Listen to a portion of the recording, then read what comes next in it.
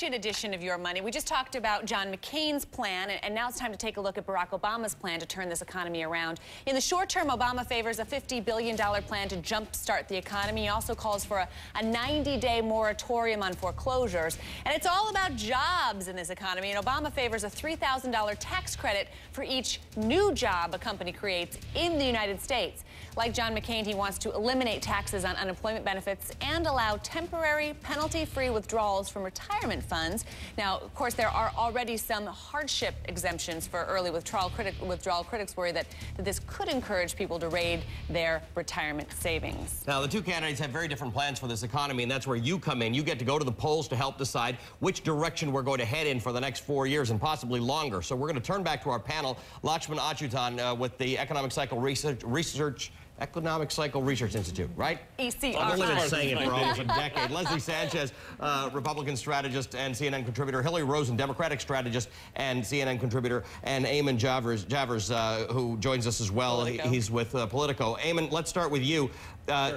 It starts to get fuzzy because, as you mentioned, John McCain had to come into territory that he wouldn't typically get into. The two candidates have almost started a matching program on some of these things. While they differ at the edges, fundamentally they're both saying similar things about mortgages or benefits for unemployment.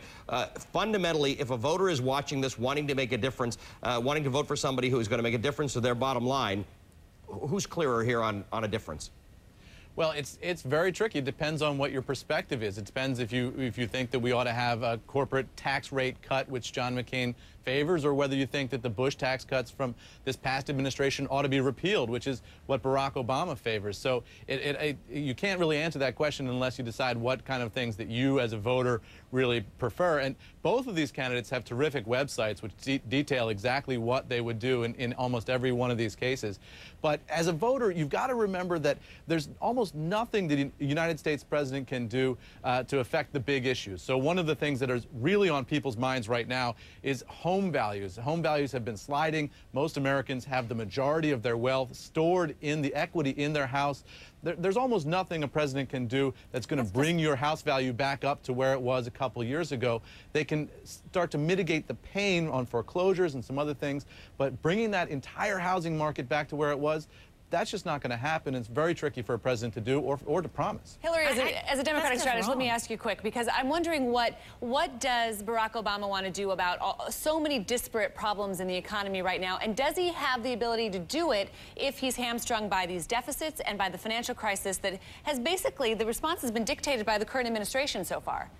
Well, and that's why I think Eamon is so wrong, because there's, pretty widespread view that had the administration been more interventionist, 18 months ago when these bad signs started occurring, we might not be in the situation we're in. So a couple of key things. One is when you look at people's homes and when you look at housing values and when you look at communities, those are affected by several things. They're affected by jobs, they're affected by property taxes, they're affected by, overall household income. So, look at the places where Barack Obama addresses that.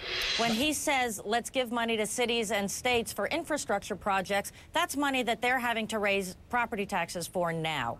When he says things like, let's put a moratorium on foreclosures, or let's regulate the kind of leverages that and reserves that banks and other companies need to have for savings, that ends up affecting credit availability and whether people can get loans and reasonable loans. So, there are a host of areas here where a president that's actually interventionist, that focuses and pays attention to this holistic problem can make a huge difference. Let's pick on that point with Lakshman. Lakshman, we've been talking about this for a very, very long time. GDP comes out, that came out this week for the third quarter, and it was negative. Right. And back when GDP was positive, because when it came out for the previous 3 quarters, even though it was negative at the end of 2007, it didn't come out the first time as negative. And the White House was out there, they didn't skip a beat saying we're not in a recession. Now, Ed Lazar says, I don't want to use the word recession. I don't want to call it. I don't want to label it. Right. Hillary's right. Timing was everything here. Absolutely. This administration and this Federal Reserve took way too long to come around to the fact that this is serious. Now, to that point, is that the effect that the president can have by saying this is how serious it is? And we're going to take a very close look at this as the show goes on, how serious it is.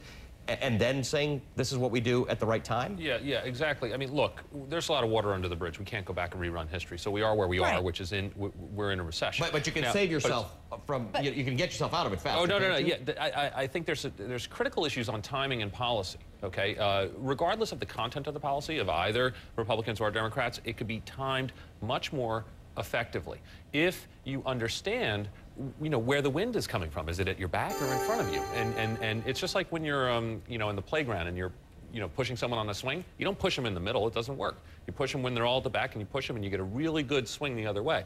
Same thing here with the timing of stimulus. The stimulus that was sent out, whatever, in May or June, it hit the economy. Too late. It was a flash in the pan. If you put there's going to be another stimulus, regardless of who's in the White House, and that stimulus needs to be timed properly in order to get the V-shaped recovery. Because now we're going back. The epicenter of all of this is home prices.